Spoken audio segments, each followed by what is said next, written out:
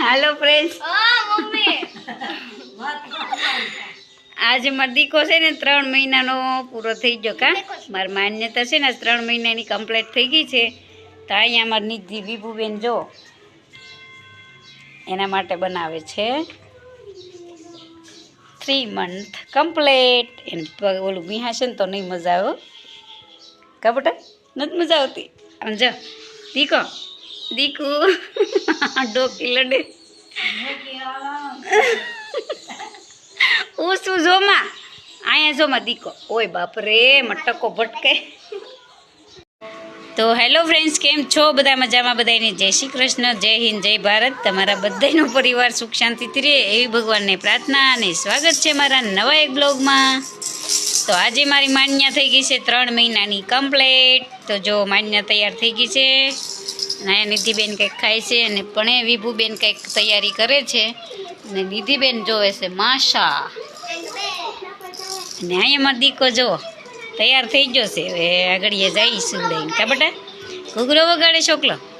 હે તો ચાલો મળીએ પાછા. અહીંયા જો વિભુબેન તૈયારી કરે છે અને અનલ છે. હેલો, જો તમે 3 મહિના કમ્પ્લીટ થઈ ગયા છે. અને ચોગડો લખવાનો હોય બેટા? ન લખવાનો હોય. ચોથો પૂરો થાય પછી ચોગડો હોય. ચોથામાં બેસી ગઈ તે. અહીંયા અમારા પાર્વતીમાં બેઠા છે પણ જોઈશ છે. જો આવી કંઈક તૈયારી હાલે છે. તો ચાલો આપણે હમણાં રીલ બીલ શૂટ કરીએ. ઈક મારું માન્યા જો જો એલા હા હું છે મારા દીકાને. હે જો મારો છોકલો જોઈ લ્યો.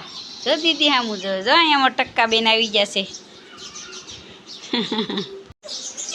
હા જોઈ લે અમારે માન્યાને જો એલા હા ઉકલી દીદું ફૂલ નાખે છે માથામાં. જો પેલા જો જો અમારે નિધિને વિભુને જોવો તમે. અરે વાહ માં દીકો ફૂલ નાખ્યું છે ચોકલાઈ. હે દીકો અહીંયા જો ઈલા જો 3 મહિના પૂરા થઈ ગયા છે અને ચોથા મહિનામાં બેસી ગઈ. તો ચોગડો પણ દોર્યો. ચોગડો ન દોરવાનો હોય બટા. ચાલો હવે મસ્ત એવી રીલ એક બનાવી નાખો. પછી ચોગડો તો 4 મહિનાની પૂરી થઈ ને પછી કરવાનું હોય. પણ આપણે બેન બા અમારે જો હેલો ચાલો માન્યાબેનને તેડી લ્યો.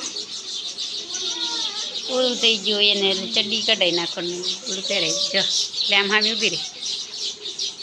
ત્યાં બેસવાનું હતું બેન. કાં હવે હું તારે નિધિને ટાટા. ચાલો પૂરું થઈ ગયું. ગરમી કેટલી છે નહીં માં? હા તો બસ આવું કંઈક હતું. હમણાં સાહેબ આવે પછી પાછા મળીએ. તો હું માં જો અહીં પાછા બેઠા છીએ અને કપડાં પણ સંકેલવાના પડ્યા છે. તો ચાલો મળીએ પાછા. તો શું કહેવાય કે શું વાત કરવી કે આજે જે દુર્ઘટના બની છે અને કે જે વિમાન ક્રેશ થયું છે, કેટલા 250 જેટલા માણસો એમાં ગુજરી ગયા. નાખું ભડકે બળી ગયું. અને એક અમારા સાહેબના મિત્રનો દીકરો ને શું કહેવાય ઓલું હતું ને એને શું કહેવાય. અને દુર્ઘટના જ્યાં બનીશ ને અમિત શાહ અને ભૂપેન્દ્ર પટેલ બધા પહોંચી ગયા છે. પણ હવે તો શું કરવાનું કે 100-150 માણસો એમાં એક્સપાયર થઈ ગયું. આખું જે આ દુર્ઘટના બની છે એના કોઈ શબ્દો જ નથી. જે પરિવાર જે વયા ગયા ને એને પછી એના પરિવારની શું હાલત થઈ છે એ આપણે એને બયાન ન કરી શકીએ. અને કે આવું થયું છે આપણે જોઈ તો આપણને કંઈક થાય કે કેવું બન્યું છે. તો આવું થવું જ ન જોઈ.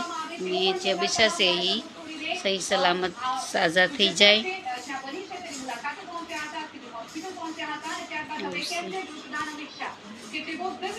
દિલ્હીથી તાત્કાલિક પહોંચી ગયા એમ કહેજો. ચાલો